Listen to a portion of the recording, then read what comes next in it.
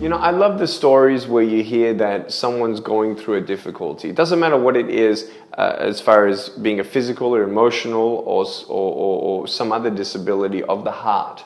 You know, you don't have to be in a wheelchair to know what pain is. Does that make sense? We all go through brokenness. We all go through fear. We all go through times of being alone. But I believe that everyone has a story to share and can be a miracle for someone else. I've actually now met 30 people with no arms, no legs, and of course now they're encouraged to know that if Nick can do it, then I can do it. But I don't know what anyone's gone through. Maybe you, I don't know what you've gone through, I don't know what the camera person's gone through, but you all can also, you know, share your story with someone else who's maybe going through the same situation to let them know that, hey, I was once there as well. I was also scared and alone, but I got through it. You can too. You know, as I look at my own relationship with my father, I now compare it with my coming relationship and growing relationship with my 2-year-old son. Kiyoshi is growing very, very fast. And I know he's going to have questions in life, and we're actually really looking forward to homeschooling him so he can travel with us. He travels a lot already. He's done already 45 flights. And I want him to experience life. I want him to not just see me as a father or a daddy, but I want him to see me as one of his friends. I'm always going to do what my dad did for me, as far as showing that affection and affirmation that I love him, that I'm there with him, that I want him to feel like he can share with me anything. And maybe there'll be a time where he might think that dad's not cool enough.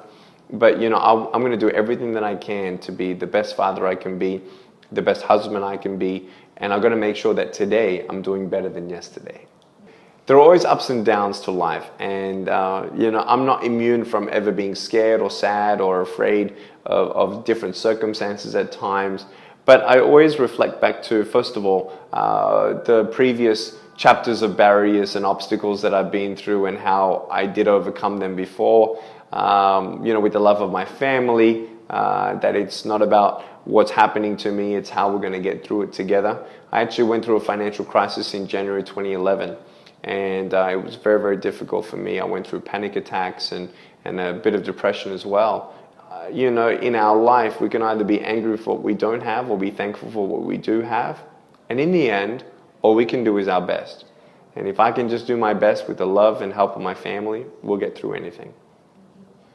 You know, unfortunately, in this world of 7 billion people, there are a small portion of population around the world who not only have personal issues, but have, unfortunately, political or personal motives for different things.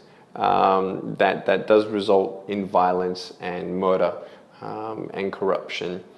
And unfortunately, this world may not get any better fast. But I do want to encourage the next generation that there is always going to be evil in the world.